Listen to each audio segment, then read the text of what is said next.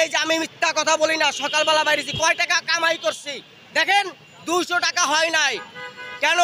এই যে আমার সংসার চলবে, আমার বাল বাচ্চার স্কুলের খরচা চলবে না ডাক্তার খরচা চলবে?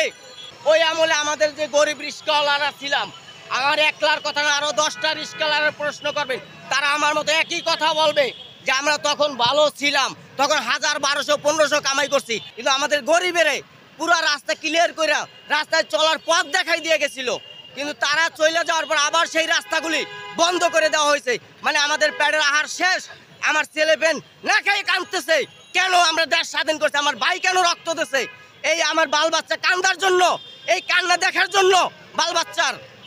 এখানে আবার নির্দিষ্ট কথা আছে, যেটা হাইওয়ে রোড।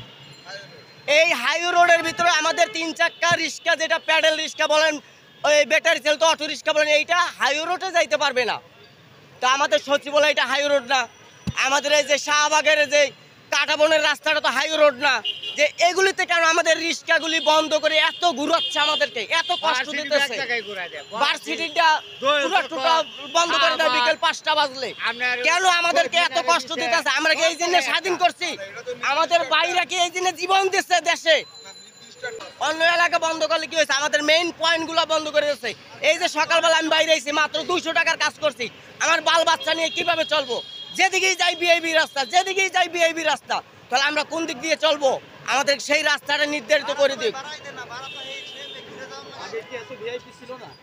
আগে কোনো এত বিআইবি ছিল না, দীর্ঘত আমি 11টা বছরের ভিতরে এত কোনো বিআইবি ছিল না। যখন বিএনপির আমল ছিল তখন আবার এরকম আটকানো ছিল, বিআইবি ছিল। কিন্তু আওয়ামী লীগ সরকার আসার পরে আমাদের এই বিআইবি রাস্তা সব খুলে দিয়েছে।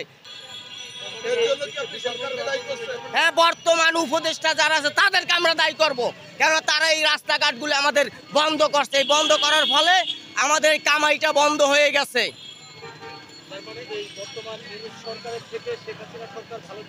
হ্যাঁ, আগে তারা আমাদের গরিবের খাওয়াইয়ে রাখছে। সে আমাদের এই যে রাস্তাঘাট খুলে দিয়েছে, কামাই হয়েছে। তারা চুরি করে খাইছে, ঠিক আছে, বড় রাহু বল তারা খাইছে, কিন্তু আমরা পুঁটি মাছ আমরা কিছু কামাই করছি 1000, 1200, 1500 টাকা রিক্সা চালাইয়া। কিন্তু এখন সবার সামনে যে সকালে আমি বাইরেছি, 200 টাকার কাজ করতে পারি নাই। কেন? যেই রাস্তায় যাই বিআইবি রিক্সা ঢুকতে পারে না, তো প্যাসেঞ্জার নাইমে চলে যায়, 60 টাকার ভাড়া 30 টাকা দিয়ে যায়। কেন? সে যাইতে পারে না, স্থান মতো নিতে পারি নাই। তা আমরা ঘুরতে ঘুরতে তো পাও আমাকে ব্যথাই হয়ে যায়। তার মানে সরকার তাহলে একটা ব্যবস্থা করে দিক, অটো রিক্সা বন্ধ করতে কয়, এটা বন্ধ না করে এটা চালু করে দিক, আমাকে পাও ব্যথা হবে না। যে কোনো একটা রাখুক সে। এটা আপনার ব্যাটারি চালিত অটো রিক্সা যখন ছিল না তখন যানজট কম ছিল, এখন ব্যাটারি চালিত অটো রিক্সা আছে, যানজট আছে। তারা কোনো নিয়ন্ত্রণ মানে না।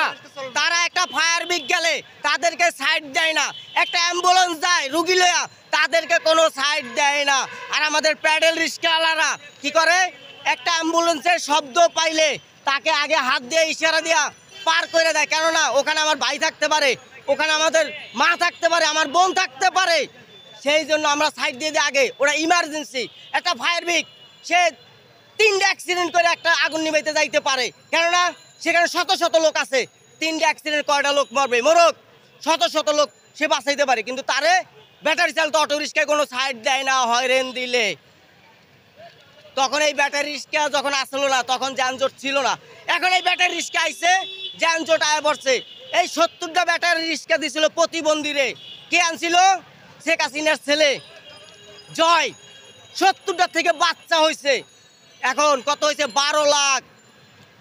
কেন হয়েছে? তারা কয় যে এই যে বন্ধ করবে ব্যাটারি চালিত অটো রিক্সা, কিসের বন্ধ করবে? তারা আমাদেরকে সান্ত্বনা দেয়। কেন সান্ত্বনা দেয়? যাতে আমরা কোনো বিক্ষোভ না করি।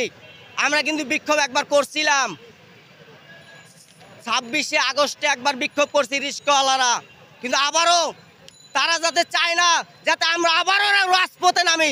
এইবার যদি আমরা এই অটো রিক্সার বিরুদ্ধে রাজপথে নামি, রাজপথ আমরা ছাড়বো না।